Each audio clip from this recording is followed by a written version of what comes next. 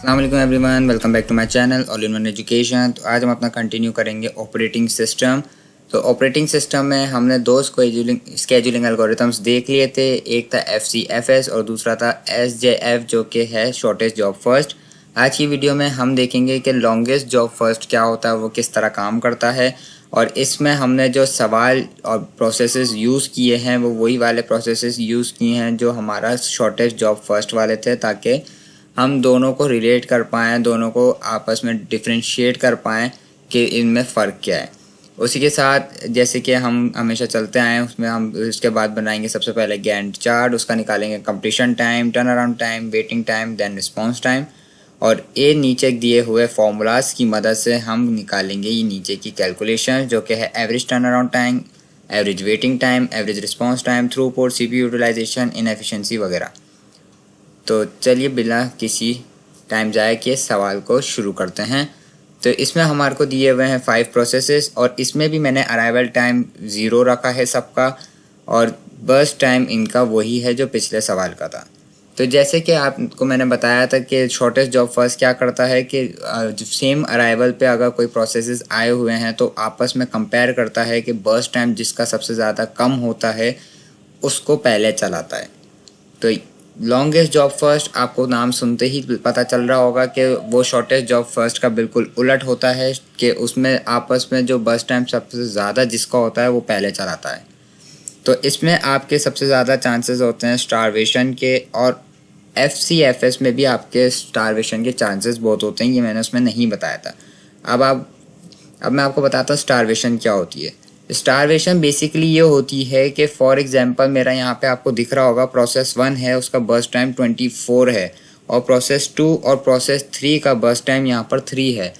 अब जब प्रोसेस 1 चलेगा, क्योंकि वो सबसे लॉन्गेस्ट है तो वो सबसे पहले चलेगा, उसके बाद P4 सबसे बड़ा है तो वो पहले उस सेकंड नंबर पे चलेगा, फिर P5 थर्ड नंबर पे चलेगा, फिर जाकर बारी आएगी P2 और P3 की। हालांकि उनका बस टाइम सिर्फ 3 था, उनको तो पहले चल के फारिग हो जाना था, उनका बस टाइम तो सबसे कम था। उन्होंने वेट किया इतना लंबा कि पहले P1 चले, फिर P4 चले, फिर P5 चले, फिर उनका नंबर आया।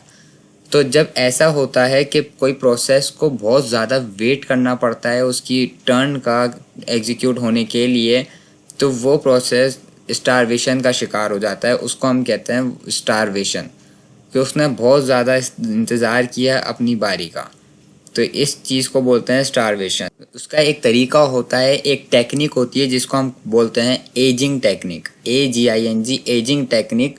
वो एजिंग टेक्निक बेसिकली मैं आपको यहाँ पर लिख भी देता हूँ, उसको कहते हैं एजिंग।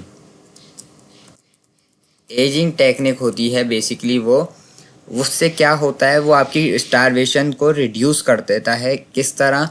वो आपके उन प्रोसेसेस की वो प्रायोरिटी दे देता है, उनको प्रायोरिटी बढ़ा देता है कि ये प्रोसेसेस को पहले चला दो कि इनका जो है बर्स्ट टाइम बहुत कम है, ताकि ये पहले इन फारिग हो जाएं और इनको स्टारवेशन का शिकार ना होना पड़े। तो इसका एक पूरा प्रोसेस होता है एजिंग टेक्निक का, वो हम देखेंगे बाद में अगर ज़रूरत पड़ी, लेकिन बस ये कॉन्सेप्ट था जो मेरे को आपको बताना था कि स्टारवेशन क्या होता है और उसको रिड्यूस किस तरह किया जा सकता है। तो फिलहाल अब ये लॉन्गेस्ट जॉब फर्स्ट कहीं का हम एक हमारे स्केजुलिंग एल्गोरिथम है तो हम इसको पढ़ेंगे, और कहीं कहीं पे ये यूज़ भी होता है, कहीं कहीं पे ऐसी ज़रूरत पड़ जाती है जो हमें पहले बड़े प्रोसेसेस को चलाना पड़ता है।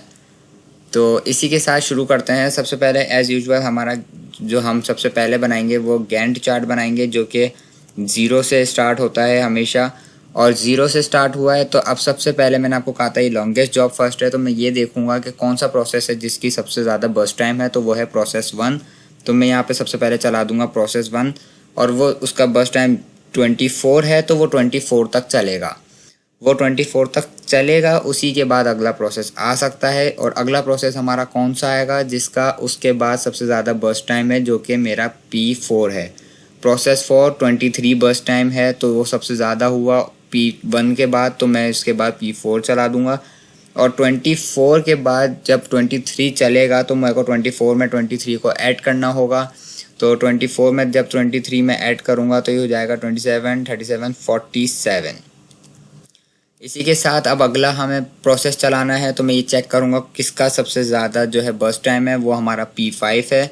उसका बर्स्ट टाइम 15 है। जब मैं 15 को 47 में ऐड करूँगा तो वो हो जाएगा मेरा 62।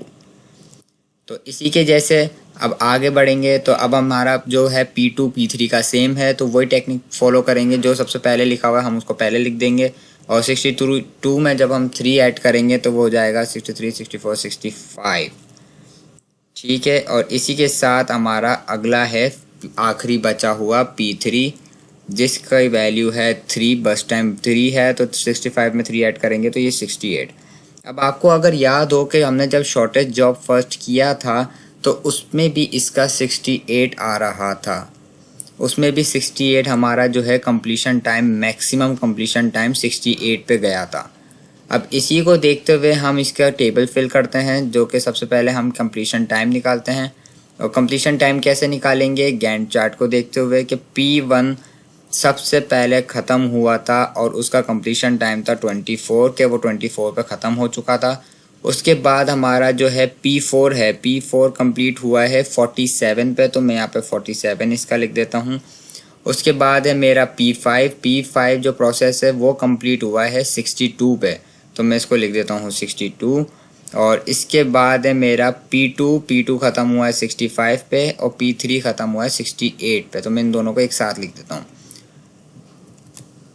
P2 65 और P3 68। इसी के साथ अब हम निकालेंगे इसका टर्न अराउंड टाइम, जिसका फॉर्मूला होता है कंप्लीशन टाइम में से अराइवल टाइम को माइनस कर देना है। अब चूँकि हमारा अराइवल टाइम सबका ज़ीरो है, तो हमारा जो कंप्लीशन टाइम हो, टर्न अराउंड टाइम होगा, वो कंप्लीशन टाइम के बिल्कुल एग्जैक्ट सेम होगा, क्योंकि जब आप ज़ीरो में से सबको माइनस करोगे तो वो ऑलरेडी वही वैल्यू आएगी। तो इसी के साथ वेटिंग टाइम निकालने का फॉर्मूला होता है कि टर्न अराउंड टाइम में से सब्ट्रैक्ट कर दो बर्स्ट टाइम को, टर्न अराउंड टाइम में से सब्ट्रैक्ट कर दो बर्स्ट टाइम को, तो आपका वेटिंग टाइम आ जाएगा। ठीक है, तो अब हमारा वेटिंग टाइम जो पहले का आया है प्रोसेस का, वो ज़ीरो आया है, बिकॉज आप देख सकते हैं कि प्रोसेस 1 तो फ़ौरन जैसे ही अराइव हुआ था वैसे ही गैंट चार्ट में सबसे पहले प्रोसेस एग्जीक्यूट हो चुका था, तो इसलिए उसको तो वेट करना ही नहीं पड़ा था। वेट तो बाकी प्रोसेसेस को करना पड़ा था, और उनको कितना वेट करना पड़ा था वो हम डायरेक्ट यहाँ पे निकाल लेंगे। जब मैं इसको ड्रैग करूँगा वो ऑटोमेटिक फॉर्मूला सब का आंसर निकाल के बता देगा। Turn around time 65 minus 3 is to 62, 68 minus 3 is to 65, और इसी की जैसे ही फर्दर इन्होंने हमारे को टर्न अराउंड टाइम में से बर्स्ट टाइम में माइनस करके वेटिंग टाइम बता दिया। ठीक है, तो इसी के साथ हमारा जो रिस्पॉन्स टाइम होगा वो होता है CPU फर्स्ट टाइम जो इसको CPU मिला होता है हमारे प्रोसेस को, उसमें से अराइवल टाइम को माइनस करना होता है। तो इसी के साथ P1 को ज़ीरो था तो इसका तो ज़ीरो ही होगा।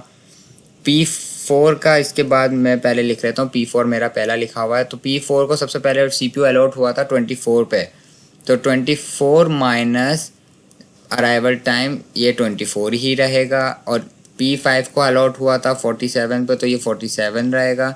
P2 को अलॉट हुआ था 62 पे, तो ये 62 रहेगा। और इसी के साथ मेरा जो P3 है उसको अलॉट हुआ है 65 पे, तो ये 65। इसी के साथ हमारा टेबल पूरा फिल हो चुका है। अब हम इसकी करेंगे फर्दर कैलकुलेशंस उस हम फॉर्मूलाज की मदद से। तो एवरेज टर्न अराउंड टाइम हमने निकालना है सबसे पहले। तो average turn around time is just like mean निकालना है टर्न अराउंड टाइम का, सारे को प्लस करके डिवाइड कर देना है टोटल नंबर ऑफ़ प्रोसेसेस से। तो हम यही करेंगे, सब के टर्न अराउंड टाइम लिख लेते हैं, जो कि है 24 प्लस 65 प्लस 68 प्लस 47 प्लस 62, और उसको डिवाइड करा देना है टोटल नंबर ऑफ़ प्रोसेसेस से, जो कि हमारे पास 5 है। तो ये हमारे पास आ गया एवरेज टर्न अराउंड टाइम 53.2, जो कि बहुत ज़्यादा है as compare to shortest job first. तो average turn around average waiting time भी निकाल लेते हैं। इसी के साथ वेटिंग टाइम सबको प्लस करना पड़ेगा, तो 0 प्लस 62 प्लस 65 प्लस 24 प्लस 47, और डिवाइड कर देना है इसको 5 से। तो ये हमारा 39.6 एवरेज वेटिंग टाइम आया है, जो कि बहुत ज़्यादा है। ये भी शॉर्टेस्ट जॉब फर्स्ट से कंपेयर करते हुए उसका आई गेस 17 या ऐसा कुछ आया था, और इसका बहुत ज़्यादा है, ऑलमोस्ट डबल से भी ऊपर। एवरेज रिस्पॉन्स टाइम भी इसी तरह निकलेगा। सारे रिस्पॉन्स टाइम को हमें ऐड करना है, तो सारे रिस्पॉन्स टाइम हम ऐड करके जब 5 से डिवाइड करेंगे तो ये वेटिंग टाइम जैसा ही आएगा, बिकॉज अराइवल टाइम यहाँ पे 0 है इसी वजह से। तो थ्रूपुट निकालने का फॉर्मूला होता है टोटल बस time divided by total number of processes. तो टोटल बस टाइम में और ऐसे ही कैलकुलेट कर लेता हूँ, वो हमारा है 24 + 3 और +3 30, 30 + 23 53, 53 + 53 और ये हो गया हमारा 68। तो 68 हमारा टोटल बस टाइम हो गया, और डिवाइड कर देना है उसको टोटल नंबर ऑफ प्रोसेसेस है, तो ये आ गया हमारा 13.6। थ्रूपुट हमारा पिछले सवाल का भी यही था। CPU यूटिलाइजेशन निकालने का था, मैक्स कंप्लीशन 68, और उसमें से ओवरहेड मैंने आपको पिछली वीडियोस में भी बताया। ओवरहेड वो होता है जो आपका आइडल टाइम होता है CPU का, जिसमें आपका CPU कोई काम नहीं करता, तो वो आपका ज़्यादातर प्रिमिटिव में आता है, और इस सवाल में तो बिल्कुल भी नहीं आया। तो यही हमारा मैक्सिमम कंप्लीशन था, और उसको मल्टीप्लाई बाय 100 कर देंगे ताकि परसेंटेज में आंसर दे दे, और इस बार भी मैंने इस पर इक्वल नहीं लगाया। तो ये आप देख सकते हैं 100% आया है, यानी हमारे CPU ने 100% काम किया है, और इसका इनएफिशिएंसी इसका उलट होता है कि CPU ने कितना काम नहीं किया। तो इनएफिशिएंसी इस हिसाब से हमारी 0 आनी चाहिए, जो कि होती है ओवरहेड यानी 0 multiply by total number of processes जो कि 5 हैं, और उसको डिवाइड कर देना है मैक्स कंप्लीशन से और मल्टीप्लाई कर देना 100 फॉर परसेंटेज, ये आ गया 0%। और टाइम वेस्टेड भी निकाल लेते हैं, टोटल नंबर ऑफ़ प्रोसेसेस को ओवरहेड से मल्टीप्लाई कर देना, तो ये आपका आ जाएगा टाइम वेस्टेड। क्या आपका CPU ने कितना टाइम वेस्ट किया है ये आपका एज अ नंबर में बताएगा, और वो इनएफिशिएंसी भी यही होती है टाइम वेस्ट, लेकिन वो आपको परसेंटेज में बताएगी, बस ये फ़र्क है। तो इसी के साथ हमने सारे average turn around time, average waiting time, average response time, throughput CPU utilization वगैरह निकाल ली है। मैं आपको सवाल का ओवरव्यू दिखा देता हूँ। ये था हमारा लॉन्गेस्ट जॉब फर्स्ट का सवाल, और इसका हमारा ये गैंट चार्ट था पूरा, और इसी के साथ ये हमारे फॉर्मूलाज थे जिसको यूज़ करते हुए हमने ये कैलकुलेशंस करी। तो अब मिलेंगे हम अगली वीडियो में, जो कि I guess shortest job first का या तो हम प्रिमिटिव करेंगे या फिर हम देखेंगे कि पहले राउंड रॉबिन कर लें, वो देखेंगे जो भी होगी नेक्स्ट वीडियो। तो तब तक के लिए अपना ख्याल रखें, चैनल को सब्सक्राइब कर दें, बेल आइकन को हिट कर दें ताकि जब भी कोई नई वीडियो है इसका नोटिफिकेशन आपको आ जाए। तब तक के लिए अल्लाह हाफिज़।